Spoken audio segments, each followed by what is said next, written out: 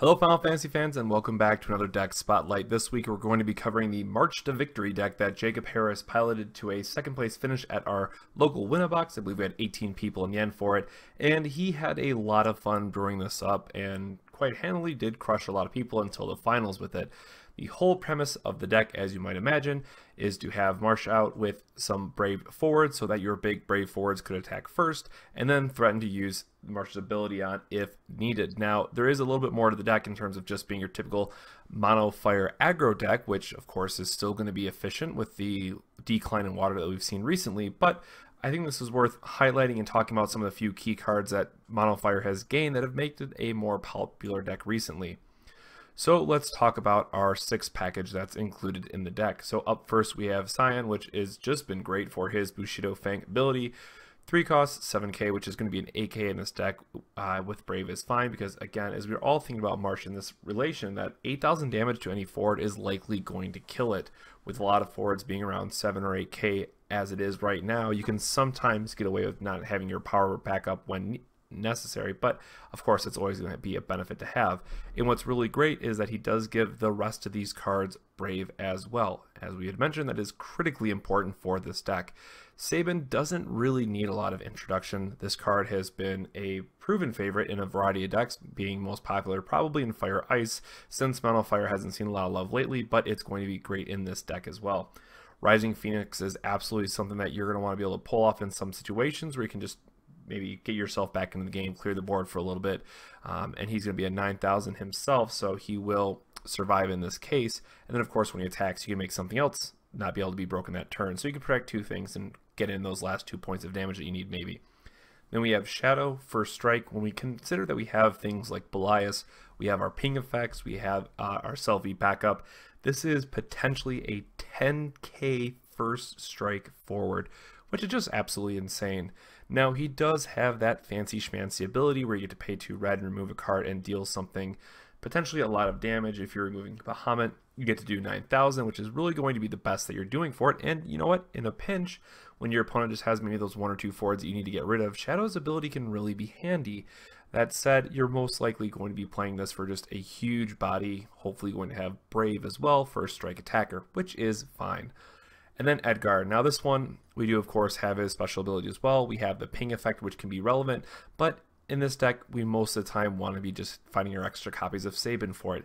It is expensive for what it wants to be doing in this deck, but because it has an EX burst, it does give us a little bit more value.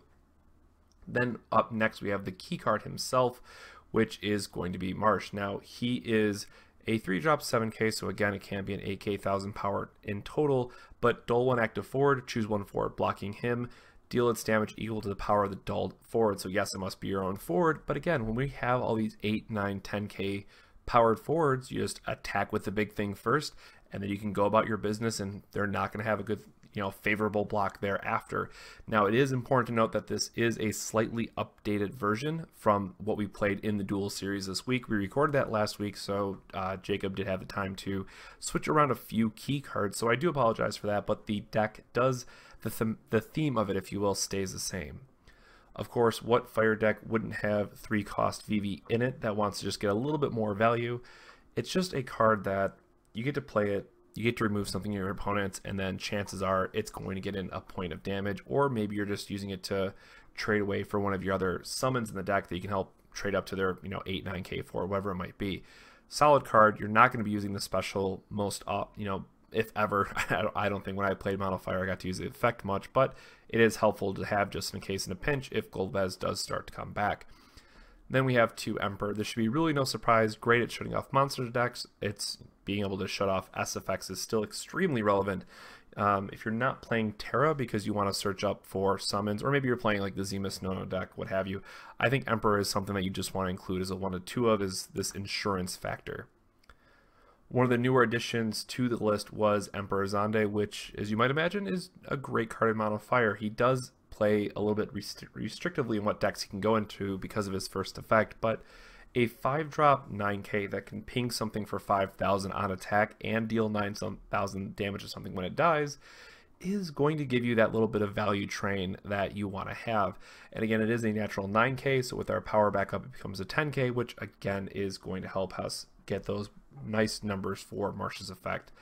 And then we have Garland. Now this is probably the best card to combo with him because yes, it's a little bit expensive for a 5-drop AK, and it's really unfortunate when they just Bahamut it away, 4-drop Bahamut if you don't have your power backup, but the whole idea is that you get to play this first, you get to attack, it's going to be a 12,000 power, forward, potentially 13,000. There's nothing in the game that's going to stop that other than some insane line of plays that's going to help your opponent come back, but then they have to, 3-for-1 themselves to maybe get past it. But beyond that, he keeps that power until end of turn, so you're able to dull him after he attacks and potentially remove anything that's going to be blocking Marche, which is great value for his second effect. Now I do wish he was a little bit better of a blocker, but again, this is probably going to be the best forward in the deck for producing those really high powered forwards for the effect that you really need. And then we're going to go into our summon lineup. We have 3 Belias. This should be no surprise. 1000 power, haste, first strike, draw a card. It does everything Red Decks wants to be doing. The interesting one here is going to be the new Ifrit summon. Choose a forward, deal it 7,000 damage if you have 5 or more fire characters, which in this deck is going to be fairly easy to get. Now again, because it does say characters, that is going to count your forwards and backups, and well, monsters if you have any as well. And it is also an EX burst. So again, we kind of mentioned that recently 7,000 powered forwards have been seeing a bit more play, or that's just the go-to for a lot of fire ice decks. That's kind of the power level that they sit around. And Ifrit being a 2-cost removal spell for a lot of cards right now is absolutely great spot to be in. Then we have 4-cost Bahamut. This one I think is just a automatic staple you're playing 2 to 3 of. Getting to remove cards like Renoa that have these on-break effects are going to be quite helpful. Obviously no EX burst could be a little bit too good, but I think this Bahamut's worth playing. And then just a singleton of the 9-cost Bahamut. Again, can be cute if you're removing it for Shadow's effect, but sometimes you're going to be in a pinch and just being able to deal 10,000 damage to 2 forwards is going to be enough to push through those last couple points of damage. Lastly, we have the backups. 2-drop Black Mage, deal 4,000 damage to something is a 1-of.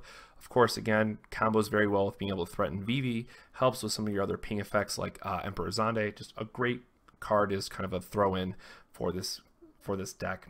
Then we have 3 Red Mage. Forward can't block, automatic staple as we mentioned has been seeing play since Opus 1. The new Red Mage is interesting. Choose a forward, it takes 1,000 more damage instead, so this can help you a little bit with those water-based decks if they have Minwu out and you just need that little bit of extra damage. It's important knowing that it is the turn that deals 1,000 damage, so it's going to be each instance as well. So if they're not playing Minwu but you have multiple kind of ping effects you just need to get a little bit more value out of, that would be the place to go. And then Selphie, of course, just being the all-star for being aggressive, plus 2,000 power is a huge thing to threaten in this deck, and because it costs 2 red, you can have that as your only backup active and discard well, in this case any card except Emperor from your hand to activate the effect. Black Waltz, we've talked about this one a little bit before. Both that and Irvine can be interesting. They're cards that you want to be playing that they're really good when they're good, and they can just be very lackluster otherwise. So those are numbers that play with whatever you're comfortable with. I do like Black Waltz for the additional EX burst effect, but of course late game it can do next to nothing. So you really have to ultimately choose which one of those that you want to be using. But I would recommend playing some number of ping-based backups in your deck. Then we have Lebreau, the plus 1,000 power backup for red. No surprise here, you're playing 3, you always want to see it, and it helps your deck be more aggressive overall.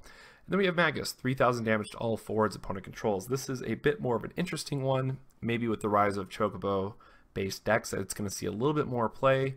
If you have Red Mage, you can make it 4,000 to a card. There's a lot of little things like that you can do with it. Play Vivi in that legendary Vivi in the same turn if you really need a little bit extra damage. So it's one of those cards that it's just a flavorful one of, if you will. So feel free to change that out if you're not as confident in it. Then we have Montblanc as well, EX Birch, which again, it's just going to help you search up the key card in the deck, and it's cute that it has the effect to deal 2,000 damage. It's very efficient for what it wants to be doing, but it really is ultimately only a 1-of because your backup slots are kind of tight in this deck for what you want to see. And depending on the matchup, the 2,000 damage can either be really cute or completely irrelevant because they either have Minwu or your guys are big enough anyways. So I think it's fine as a 1-of to act as, say, your 4th copy of Marche, because when you play him, you get to search for it, assuming you have the backup slot. But you know, that's a little bit of a funsy card, if you will, based on what your local meta might be playing. And then we have 2 Tellah. 9,000 damage again is a wonderful spot to be for this deck. And because we have the other Red Mage, we can make it potentially 10k removing any forward, or potentially removing any forward in the game as well. It's really important to note here that it is a 4 cost, and we do have a lower curve, so it can also help open up our mid game a little bit more because we are very light on those higher cost backups. But it does break itself, so you are going to be losing a resource in the process. But if you're getting in that last point of damage or removing their key blocker for the turn, you're probably okay with that. So I think Tellah is a very interesting card that is going to be start seeing a little bit more play based on how some of the other decks are starting to shape up. And it's also really important to note that it can help you out against those monster decks that, you know, your opponent wants to activate them in combat when you can't play any of your forwards. You know, you can't VV them away, but then suddenly you have a Tellah in your backup to be able to take care of that monster. And that is the March to Victory, or March to Victory deck by Jacob. And I really hope you guys enjoy this because I do think it is worth checking out, and it's a completely different, you know, theme that's based into it. Yes, you could argue it's just playing mono fire good stuff, but it also plays a 6 package, so they get brave. I do get that to a point, but I think you'll be pleasantly surprised on how even changing out that 1 forward can make such an impact in the deck, and changing out some of the summon lineups. You will absolutely catch your opponent off guard with this deck once you have it on the board and start having a little bit of fun with it. So if you guys liked this video, make sure to drop us a like down below, comment what decks you want to see next, and of course, don't forget to subscribe for future Final Fantasy trading card game content. So on behalf of myself and the rest of the Six Sages gaming crew, have a good one. This video made possible thanks to our Patreon supporters. Thank you to our honorary sages.